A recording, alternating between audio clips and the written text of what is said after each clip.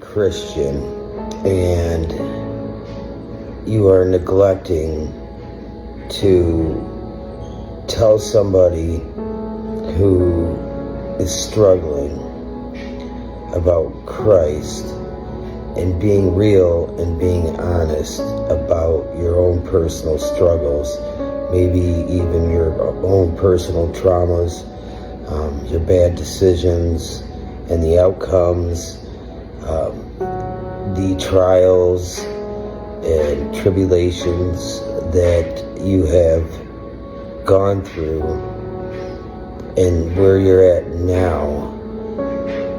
I feel like as Christians we're failing to give hope to those who are in need of true hope. And I decided I'm not gonna do that anymore. I'm not going to mask my Christianity and put a bunch of makeup on it to make it look pretty, because I don't have it together. I don't have it together. I fall apart sometimes. So I decided over the next, few months that I'm gonna, in short videos, just talk about some of the things I've been through. And ultimately, it's these things that have led me to Christ, to things I had experienced. Some of these things are things I had no choice, and many of these things are things I chose for myself along the way. And so what I want to do is kind of break down over the next few months, because it's going to take a long time. I'm 50 years old now, and I'm going to talk about how years ago I had to take my newborn son off life support after open heart surgery, and how I lost my faith for many years. I'm going to talk about going through things like my house burning down, having a criminal trial for something I didn't do, and ultimately winning that with an acquittal. But the fear and the anxiety that I went through, and I briefly, for a time, came back to God, and I got led astray with the occult, and things like that. And what that did is bring some very scary things into my life, and I wanted out of that, and I got out of that. Additionally, my addiction to alcohol, which became very severe, and put me in the hospital 4 or 5 times for very severe alcoholic withdrawals, having seizures, hallucinations, to just getting fired from job after job when I used to be a superstar in my trade. There are so many different things that I have experienced which have ultimately led me back to Christ, because I realized after many years that my way is not working. And it's only by God's grace and mercy that through Christ that I'm able to overcome those things. There are just a number of traumas, finding my closest friend dead on my couch. I can go on and on to the number of things that I have been through, and it would be derelict of duty as a Christian for me not to speak on those things, because a lot of times people won't talk about their own struggles, whether they're addicted to pornography, whether they're addicted to drugs or alcohol, or they're struggling with gambling, and they feel ashamed, and they won't talk to somebody about that. They won't talk to either a fellow Christian, or if they're exploring Christianity, they feel too ashamed to discuss the things that they feel they are ashamed of and that they want to hide from.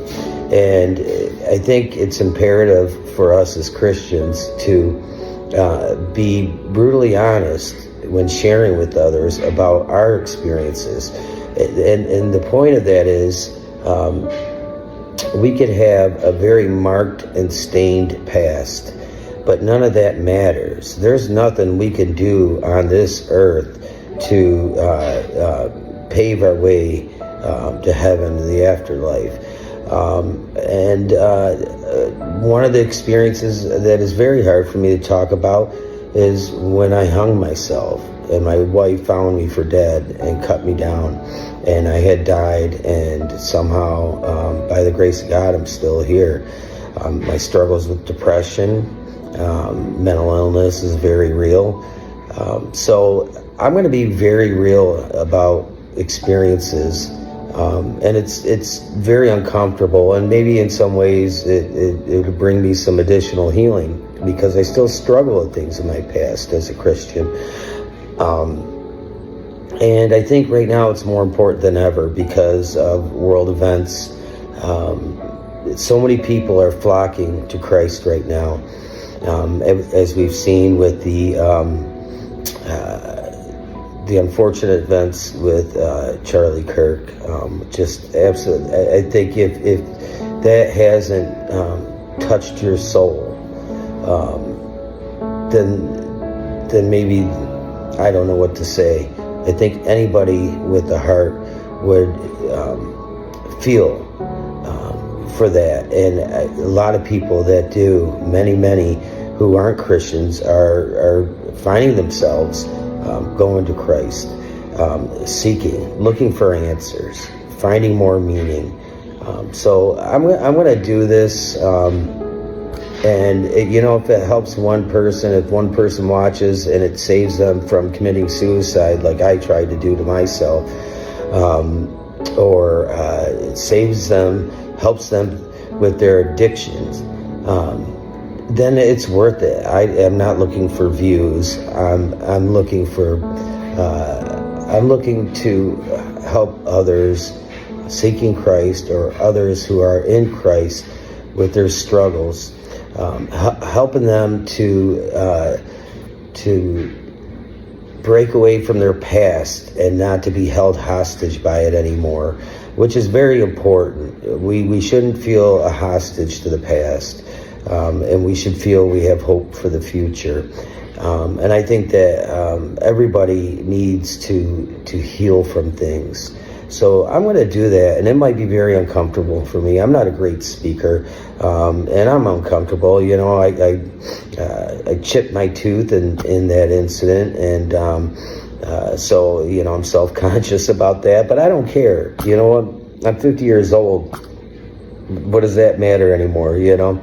So I'm going to do that, and I hope that it brings hope to others. And I'm hoping in the next day or two to post about my son and his passing and the trauma I went through. And that'll probably have to come in a couple parts. But so with that said, if you're struggling and you need hope, my goal is to bring you hope. If you need a conversation, feel free to message me. I'd be happy to converse with you.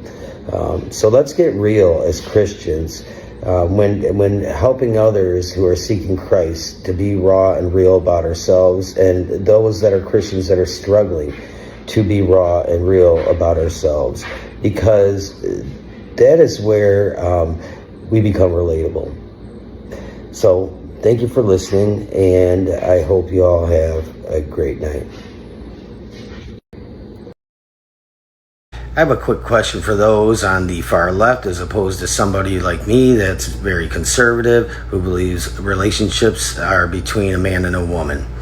Why are you so mad with us and angry with us because of our beliefs when you don't believe in a God?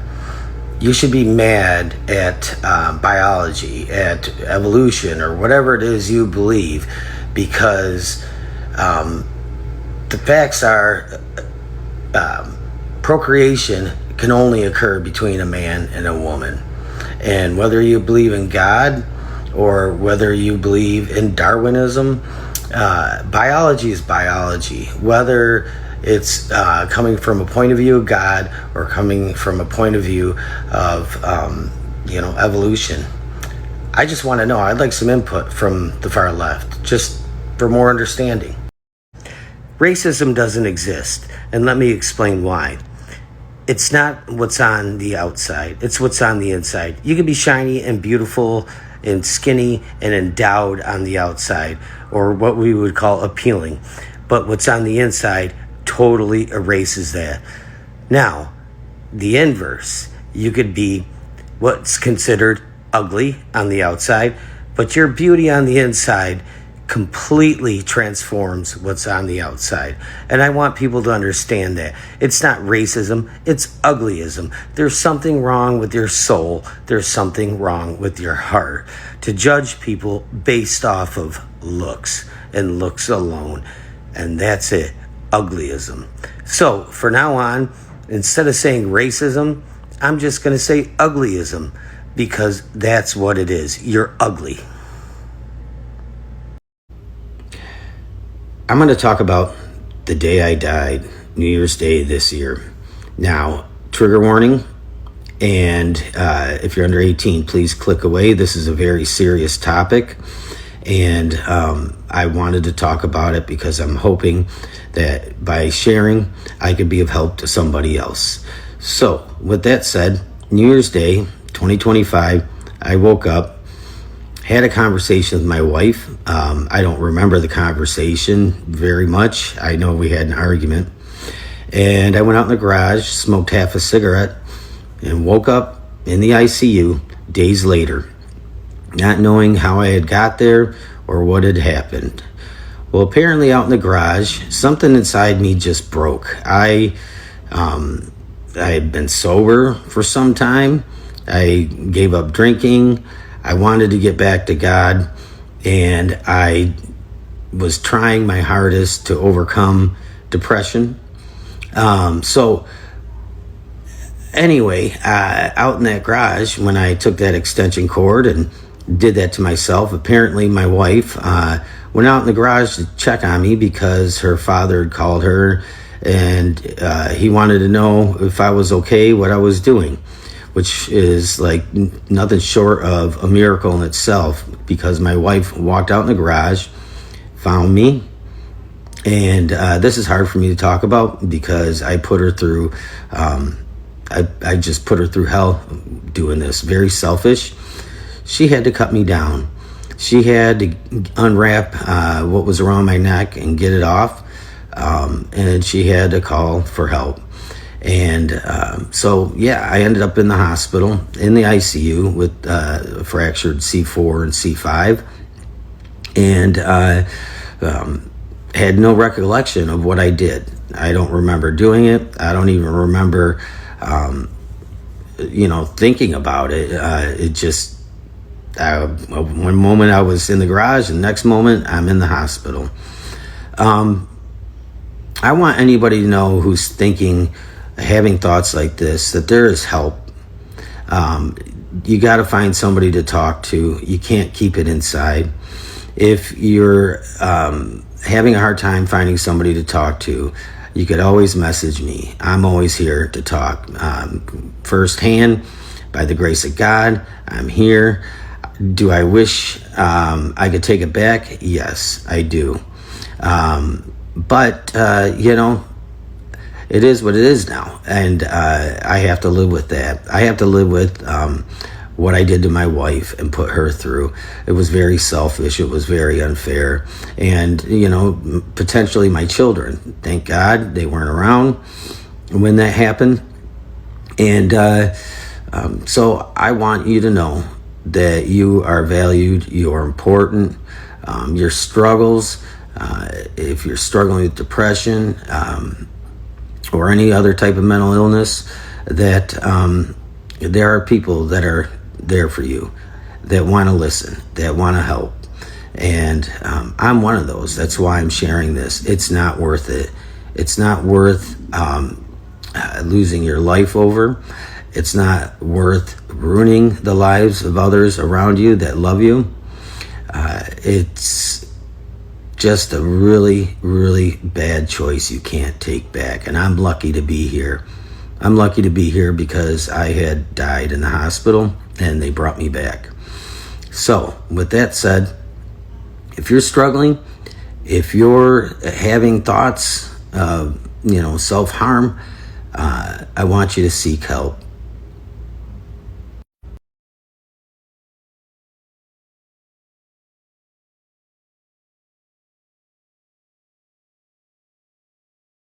Time, my wife caught a demonic voice unknowingly on video and texted me a video, and it's unsettling. So here it is. What are you doing? What is that? Now, because of this, we ended up having a paranormal investigation because a lot of things started happening in our house. A lot of bad things, a lot of scary things. And it's probably my fault because at that time in my life, I was kind of involved in the occult. I thought I was just doing innocent things like tarot cards. I had a YouTube channel that was growing. And I think I brought that in my house.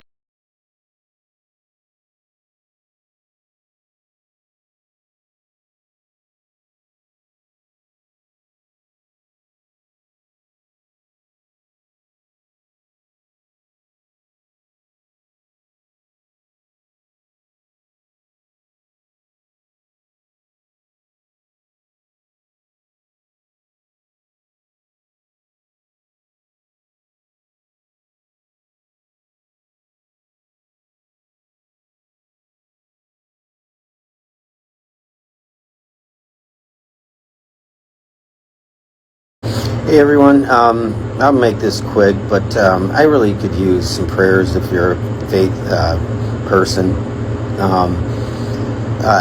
Just after my 50th birthday, I had a stroke, and I was MIA from work for a few days. They didn't know where I was, and they fired me.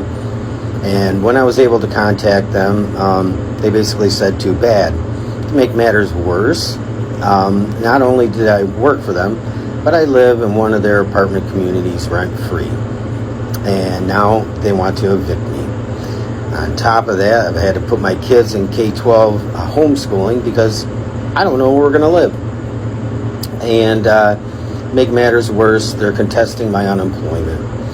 And, it's really hard right now. Hard to stay positive, hard to stay focused. It's chaotic. On the plus side, hey, I got food stamps for the first time in my life. And Medicaid, yay, that's great, but that's not what I want. So if you're a person of faith, if you have any suggestions, I don't know. I've talked to lawyers. Nobody wants to take the case because the gray area, because nobody informed them that I was in the hospital, and I did call them from the hospital eventually, but that doesn't matter. That doesn't count for anything. So if you can, say some prayers for me. I'd appreciate it.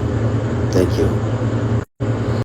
Please speak something that sound like it came from God to you and did something really kind for you. This happened to me, I don't know, about springtime of this year, and really had a struggle going on in my life with my wife and I and our kids, and moving back to Michigan from Alabama. Everything was just really hard. We were living out of a hotel. I started a new job looking for housing, and I just was feeling really defeated. And I decided to go to an old school barber shop instead of a haircut place. And I went in there, and there was just an old man sitting in a chair, and the barber was talking. And he told me to come on in and sit down. And I just said, I just want a nice clean shave, clean up around my beard, and cut my hair. And so he did. He did just that, and we talked a little bit, not a whole lot. And when I got up, I said, what do I owe you? He said, nothing. I said, what? I said, I got to pay you. You did all that, and I can't not pay you. He said, God told me not to charge you.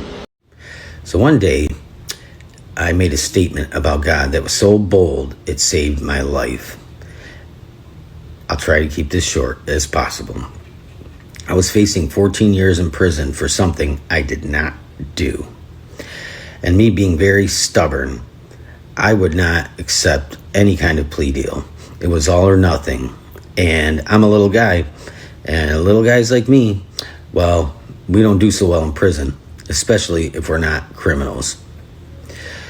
Needless to say, I turned down every offer, even down to a misdemeanor, from 14 years down to a misdemeanor. And my now wife, because I'm remarried, she's pregnant and just not handling things well. And she had said to me, what are you going to do when you go to prison? I said, when this is over with, you will see how big my God is. And you know what? God is big, folks. He is gigantic. So when you have to stare down some of the most fearful things in your life, that's when God steps in and takes control. I had a jury trial. I was my only witness. There were lots and lots of people called to testify. Doctors, nurses, police officers, witnesses that would be called expert witnesses and whatnot. And the jury went out. It was like almost a 3-day trial. And they went out and deliberated, came back in an hour. And boy, let me tell you, when I stood, it was like I had wet spaghetti for legs. But still, even though I was facing what could be a life-altering event, God had my back because I made such a bold statement, and I believed it, so much so that when it came out of my mouth, I didn't even have to think about it. And I think God is good. He is good. And I got that not guilty verdict. And I walked out of there. So sometimes when you're in trouble or you're facing difficult circumstances, make a bold statement. Believe it. Do not doubt. I knew that I knew, even though everything was against me. Everything. Trust in God. Make a bold statement today. If you are facing difficulty, the impossible, make that bold statement. Make it, live it, believe it. God has got you. There's nothing because of Christ that God won't do for you. You know, it's the truth.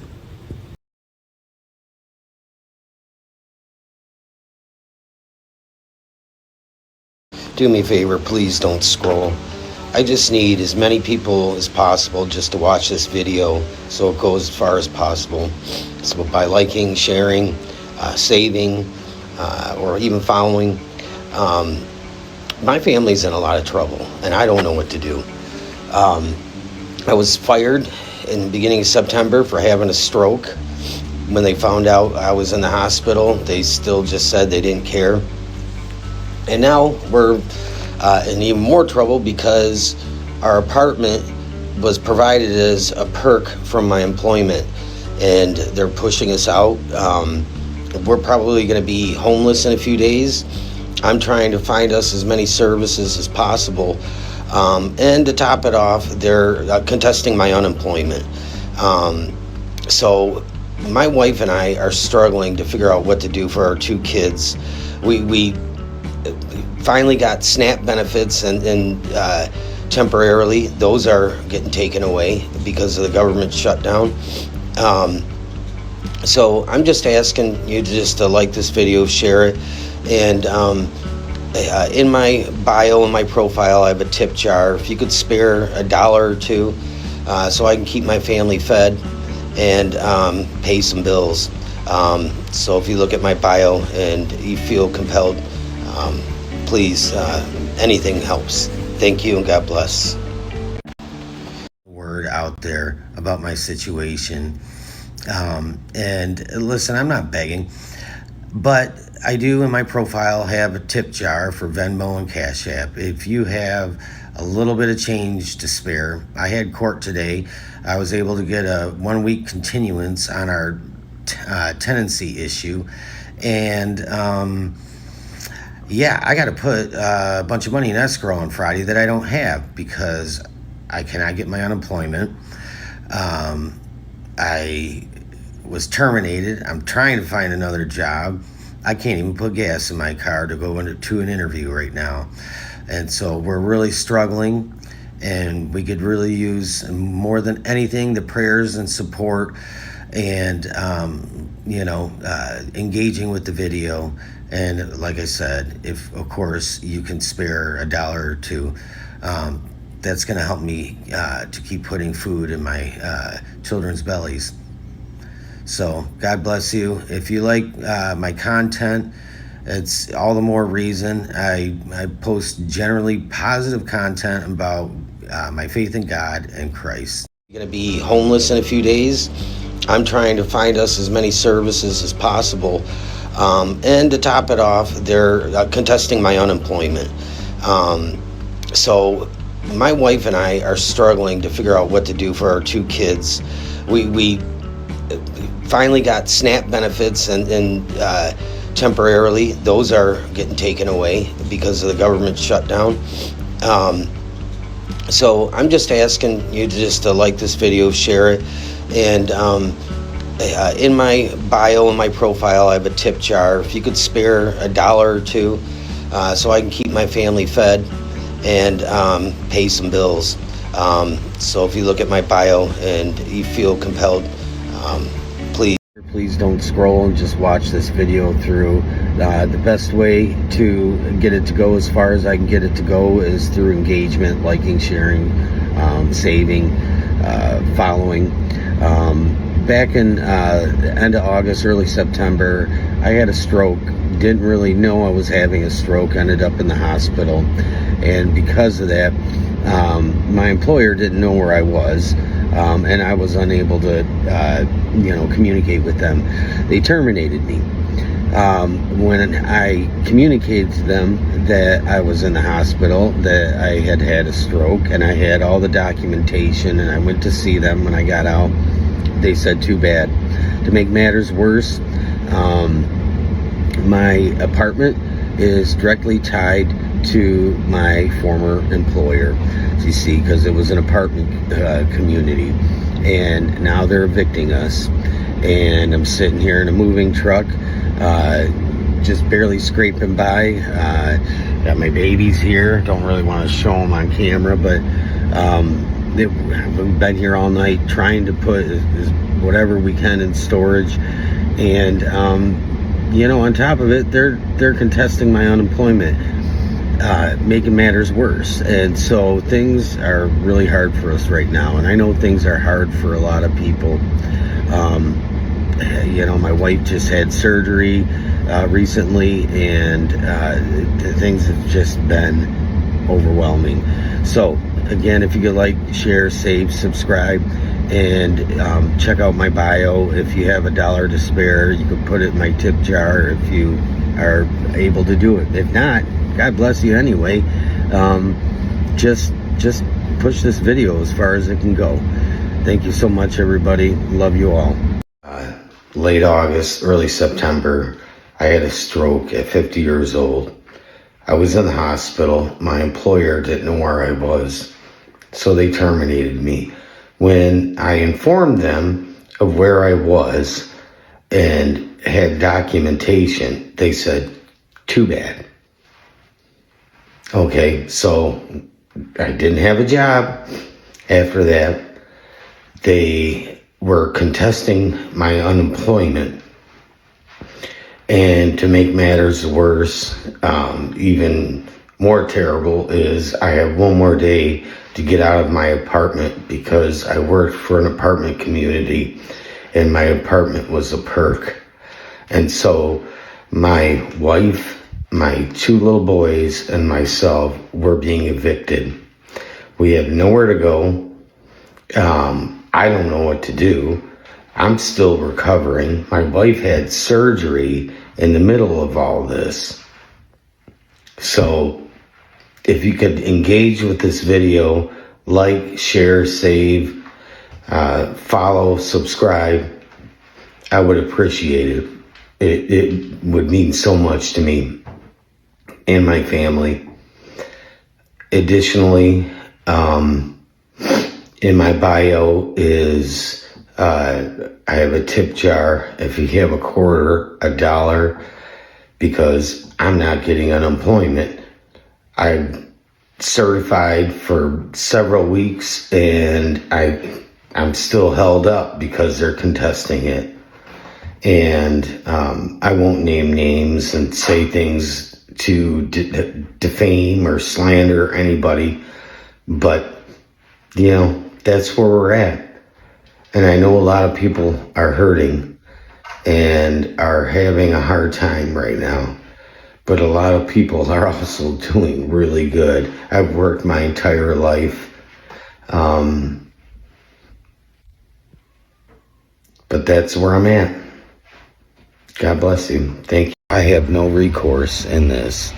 I do have the Michigan Civil Rights Commission potentially filing a lawsuit against them on my behalf, but through to the state of Michigan Unemployment Insurance Agency, they don't answer the phone.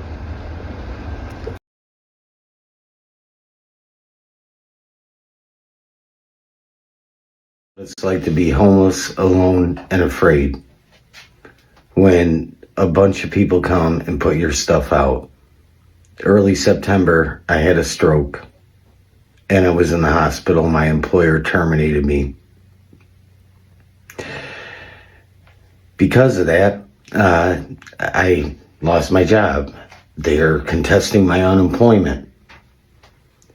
And so I'm having to fight with unemployment. And then, to top it off, my apartment home was tied directly to my former employer. And they evicted us today. And we're out in the cold. Fortunately, you know, we were able to get a hotel room. If you can just engage with this video, share it, save it, something to make it go far. And if you check my bio, if you have a quarter, a dollar, it'll help put food in my baby's bellies. I have a 6-year-old son and a 7-year-old son, my wife and myself, and it would go a long way. God bless you. Well, this is what it's like to be homeless. Don't scroll and take a minute to watch this video. Let it go as far as it can go. Engage with it. Like, share, save, subscribe. Anything you could do to help me out, help my little boys out, help my wife out. Yesterday we were evicted. We were thrown out because they were my former employer and I had a stroke early September. I was in the hospital. They didn't know where I was. They terminated me. When I told them, hey, I'm in the hospital, they said, too bad. So, yesterday, they show up and they have an order for an eviction. And it's cold out here in Michigan. I'm sitting in a U-Haul. Thankfully, I had enough money to just scrape by and get everything we could get out of the yard. And on top of it, they're contesting my unemployment. This is an injustice, and it should never have happened. Not this way. So, if you could, engage. I have to hide my 17-year-old chihuahua in a hotel room, feed my kids in a hotel room, and homeschool them in a hotel room. It's been very hard. We got Thanksgiving coming up, and then Christmas, and I don't know what to do. They're contesting my unemployment. So I haven't even received that.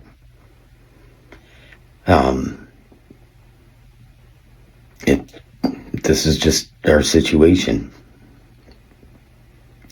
So if you could interact with the video, please, so that it can go as far as possible. And if you have $1, check my bio. I have a tip jar. Anything helps. It keeps my babies fed. My wife was able to get SNAP benefits, but they only give us $120 a month. And how are you going to feed a 6-year-old and a 7-year-old boy on that? Enjoy your Thanksgiving. And it was a beautiful experience. We were able to actually get a ride all the way out, and it was quite a drive, and there and back to my brother-in-law's. We don't have a whole lot of family in this area, but we do have some, and this rickety old Chrysler Town & Country, which is my work van, is not suitable to drive children in, really. But we did enjoy it. Roll and engage with this video. My family could use the help. Engagement goes a long way. Sharing, saving, commenting, following. And so this video is not only an update for my followers, but also for those of you who have never seen my old face before. My family, we're homeless. I'm 50 years old. I had a stroke, and we're living in a hotel. My 6-year-old, my 7-year-old boys. My 7-year-old's autistic, so he doesn't do well with change. Everything's got to be the same with him all the time. But anyway, I had a stroke, and I ended up in the hospital. I couldn't contact my employer. I was having a stroke. So I missed a day of work before I could get in touch with them, and they had already terminated me by the end of the day. And I worked for an apartment community. So last week, we were evicted.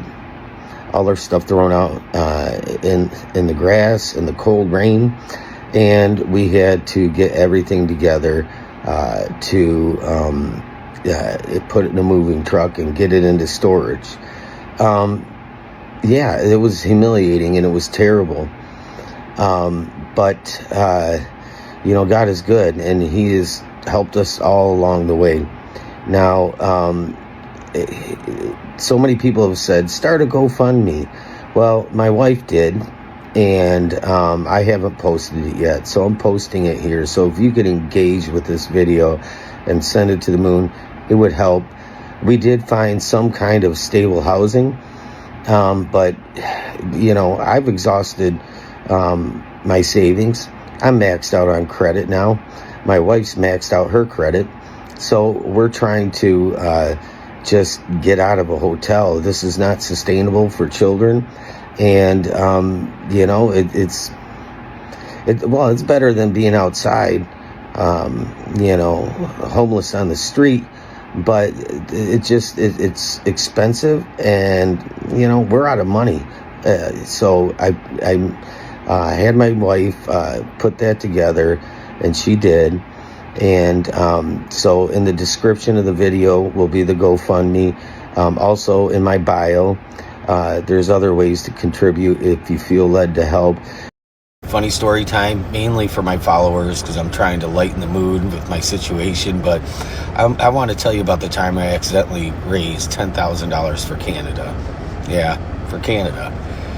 Well, so here's the story. I lived in a little town called Marysville, and it was on the St. Clair River, and on the other side was Canada, so I could look out my window and see Canada. And every year they had this thing called the Port Huron float down, where all these people get in the river on floaties, and they float down all the way to the beach in Marysville. Why people do this, I don't know, because St. Clair River is I wouldn't swim in it. The current is terrible. So what had happened during that float down is a bunch of people, because of the wind, got blown over to Canada, right? So they were stuck over there, and the city of Sarnia had to figure out how to get them back over the border.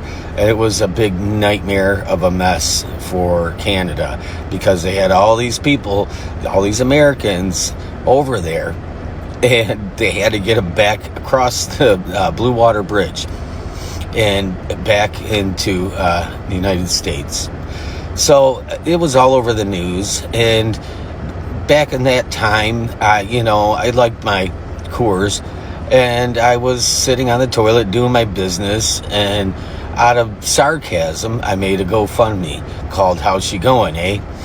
And it kind of went a little bit viral to the point where I was on the morning show for our most popular morning show people, Dave and Chuck the Freak.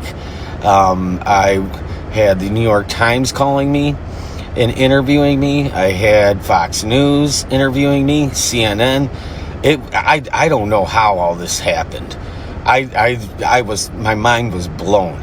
So next thing you know, I hit the cap in GoFundMe, and I was talking to the Mayor Bradley of Sarnia at the time. He was the mayor, and I had to figure out how to get all this money to Canada. So I ended up just getting a cashier's check and FedExing it international to the mayor, and so that they could get reimbursed for the $10,000 it cost them to get everybody back home.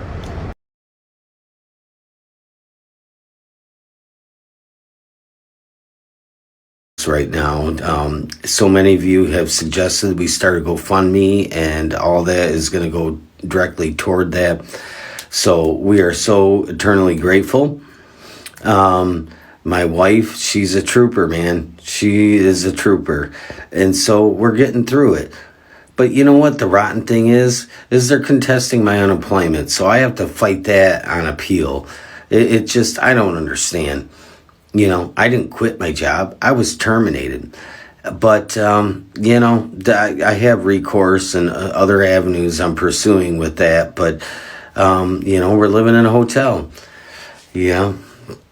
That's hotel life. It sucks. And I'm trying to get us out, but if you check my bio, there's a link to a GoFundMe.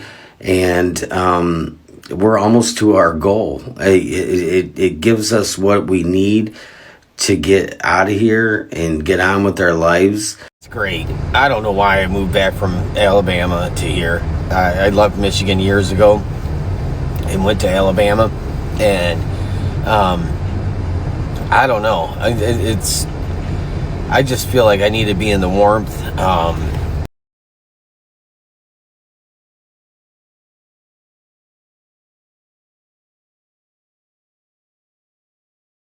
Touched any of the money yet. We gotta go to a different hotel tomorrow because this one's too expensive, she says. And so we're getting by somehow by the grace of God, because God's the center of everything. And then check my bio. I have a link to my GoFundMe or other ways to contribute. And then let's say hi to Jose. Come here, Jose. Oh, you don't like the snow. You're so old. This is an old dog. He's 17. He's blind and he's deaf, but he keeps going. That's how good God is. Wish list I did. I helped my wife with that. I don't know. There's some things in there that they want, but folks, I just want them to have a home for Christmas. Scroll, engage with the video, and it helps it to go further. My family and we're still homeless. We're still waiting to find out about getting into this house. We're switching hotels this morning. Fun. 2 boys, 6 and 7 years old, a 17-year-old dog, my wife, and myself. And my broke down Chrysler Town and Country. The heat don't work now. It's a cold Michigan winter.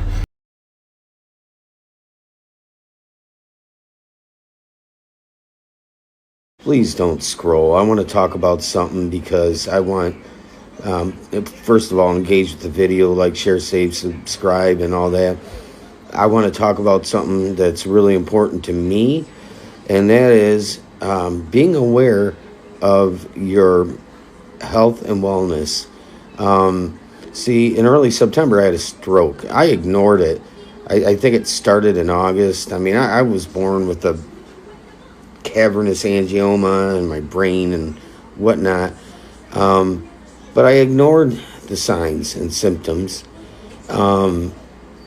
It wasn't until my sister, who's a respiratory therapist, called an ambulance. I told my wife, I'm not going to the hospital.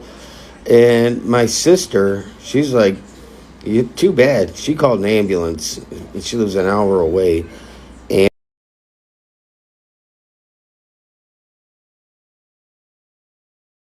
And interact with the video, engage with it, like, share, save, subscribe, whatever you can do. My poor wife has been on the side of the road for 12 hours.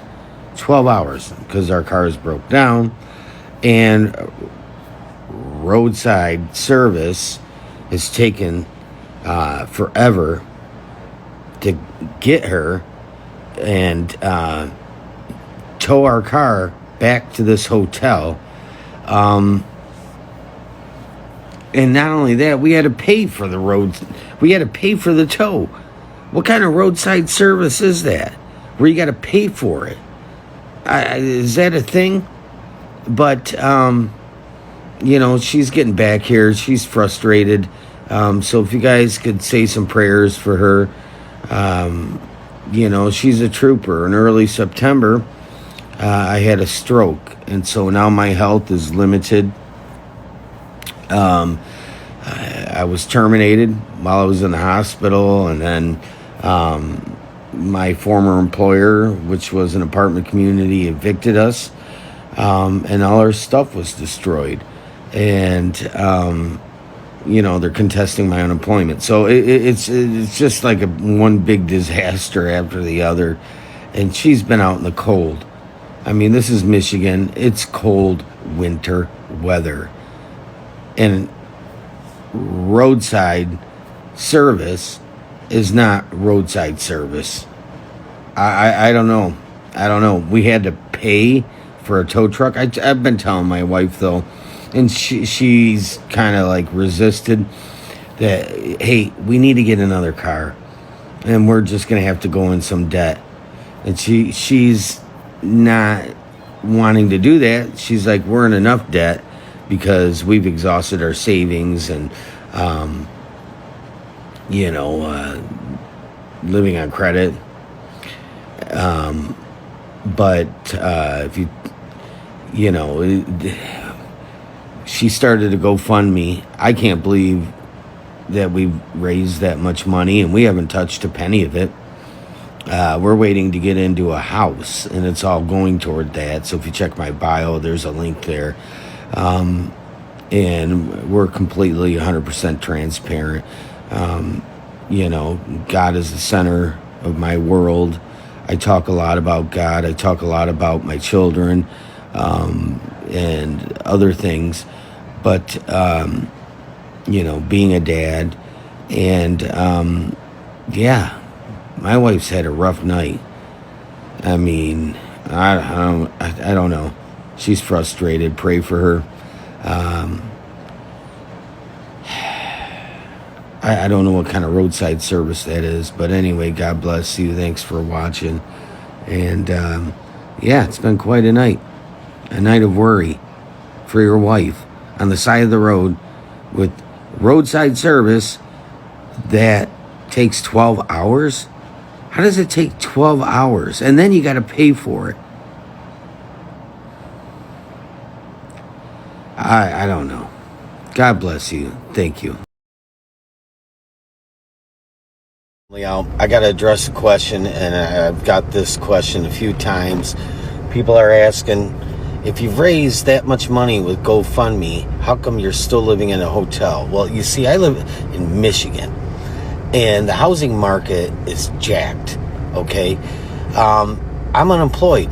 I had a stroke, and I was terminated. I lost my job. Do you know how hard it is? Even if you have tons of cash, which we don't have tons of cash. It's in GoFundMe, and it's kind of like just stuck in there in limbo. So we don't have the money. We haven't spent a penny. But landlords, they want you to have a job. You know what I'm saying? And it's like, it's frustrating to try and explain, well, I can pay a year's rent up front, maybe 2 years rent up front. All our stuff was destroyed. We were evicted by my employer. I worked for an apartment community. And people are kind of like, well, why are you still in a hotel? Well, it's not that simple. It's not. It's not easy to find somebody that owns a home that wants to rent to you when you don't have a job. So cold that your skin will freeze on contact with the air. That's what it feels like. Yeah, I'm wearing another silly hat. I like to wear silly hats. But anyway, so my wife, she decided to go to Meijer, and I'm like, honey, don't drive that car to Meijer. She's like, it's only a mile. Wow, it's like 2:34 in the morning. I'm tired. I'm worn out. My wife is worn out. I mean, it's been a journey, and I'm trying to keep us together and keep us as one unit, and it just is so hard feeling like caged animals in a hotel room.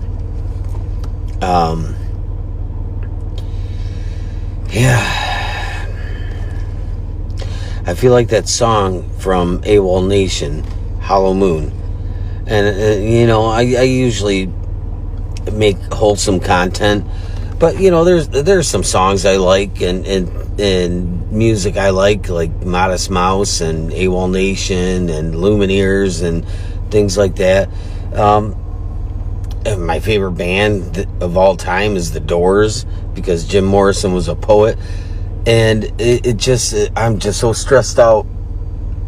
It's so frustrating. Just waiting on somebody to say, hey, you can rent this house.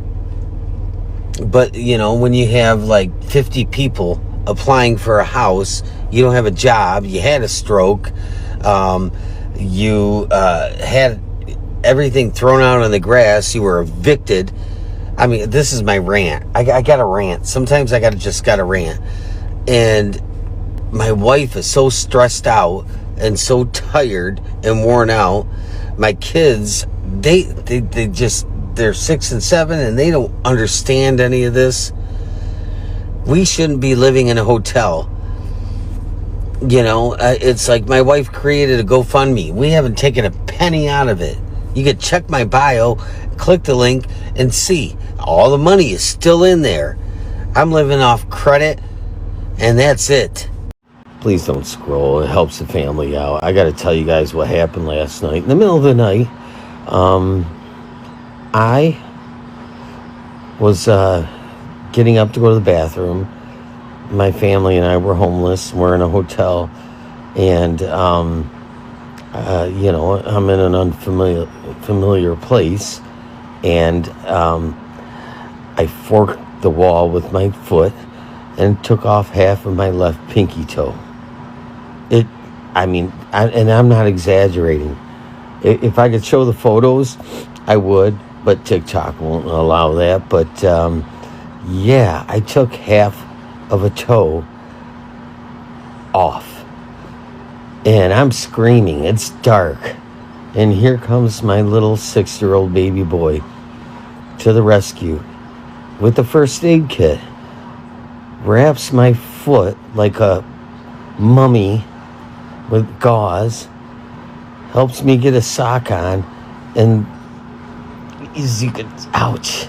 See, that's coming through a slipper with a sock. And I'm talking a thick winter sock gauze into the slipper. I've never, ever experienced so much pain in my life. I mean, it hurt so bad. We were supposed to go finance a used car today. You know, we're living on credit. Yeah, and a lot of people ask, well, you have all this money in GoFundMe. Well, yeah, but it's to go directly to housing. We're waiting on an answer. And we haven't touched a penny of it. You know, the generosity of everybody here on TikTok has blown my mind. My wife and I are thinking about starting a new GoFundMe that would like benefit single moms, people going through cancer treatment, whatever. It doesn't matter. The point is, you know, I feel like God spoke to me and said, this is what I did for you, and you can do 10 times more for others. And I really feel that genuinely in my heart. I love all you guys. You guys are awesome. You can check my bio. You could check the GoFundMe in my bio and see that we haven't spent a penny. Interaction goes a long way for us. My wife was finally able to make it out of the house and get a ride from her dad, who lives an hour away, from Detroit to Bowling Green, to get a car that I financed. We're homeless, and I know it sounds crazy. Well, how do you finance a car when you're homeless? Well, we've been living off credit, and our Chrysler Town and Country died. That thing is dead, and a family can't get unhomeless without transportation. There's no mass transportation here in the Motor City. It just doesn't work like that here. But early September, this is how I ended up homeless. I had a stroke, and I was terminated while I was in the hospital.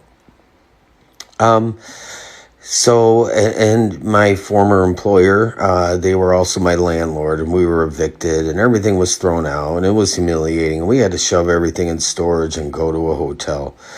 So we've been living out of a hotel. My wife, and you click the link in my bio. She did start a GoFundMe. Yes, a lot of people have donated a lot of money, but we haven't touched a penny of it. We don't want to touch a penny of it until we have some kind of confirmation on some stable housing. Because, you know, we have a 6-year-old and a 7-year-old. Our 7-year-old's autistic. I have a 17-year-old Chihuahua. My wife and myself. And then, like, the car dies, and, like, this whole thing's like a country song, I guess. You know, it's just been an adventure. But the goodness of God, He has taken care of us this entire time. I mean, He has not let us down. And so if you guys are struggling and you don't know God, just pray. Because I promise you, He's going to lift you up into His arms, and He's going to show you the way. So, yeah, it's been quite an adventure. I'm hoping my wife gets back, you know, at a decent time, because it's supposed to snow like mad again. This is why I want to go back to Birmingham, Alabama. I'm not doing well with the cold. I still struggle with, like, my speech, you know, and a lot of people don't realize that because I have a lot of followers and I make a lot of videos, but I have to really focus on getting my words out, and it takes a little bit of time. Do me a favor, please don't scroll. I got to tell you guys something. $27,000. $27,000. Please engage with this video. Okay. So my father-in-law took my wife down from Detroit to Bowling Green, Ohio, to buy a Honda that I financed. And we're homeless, living in a hotel because I had a stroke and I struggle with my speech and my mobility. And what happens? She goes, I'm going to go to the storage unit and go find a few things. It's broke down. It doesn't run. $27,000 and the car is broke down.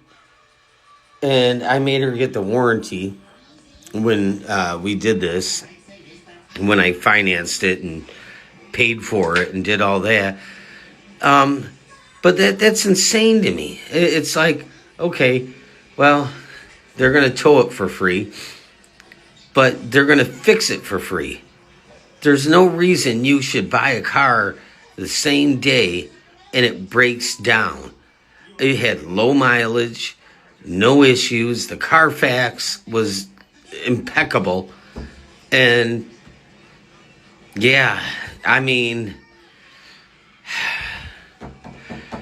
life is crazy. I just can't get over it. I can't get over how, like, adventurous life is, but God is good. But, you know, like in early September, I had a stroke, got fired, lost my job, yada, yada, yada. Do me a favor, please don't scroll, folks. Yeah, we did it. We got a new car because our broke down Chrysler Town & Country is junked on the other side of that U-Haul here, and we're living in a hotel. But I bought my wife a new car today. She had a huge issue where she bought the car, drove it, and then it broke down. But it was just a battery cable connection. And yeah, it's been quite a night. But you know, my wifey, she deserves a new car, and she's been through hell and back. And this is, I don't even know what all these buttons do. I don't know what, like, everything does in this car. This is crazy. I've never had a car this new, and I'm so grateful to God. And a lot of people are like, well, why are you homeless living in a hotel when you raise that much money on GoFundMe? Well, because we don't want to take any money out and spend it until we know where we're going to go. And so we've been living off credit. I managed to finance this car. This thing is sleek. I mean, I've never had such a nice car before. And I have so much gratitude that God is this good.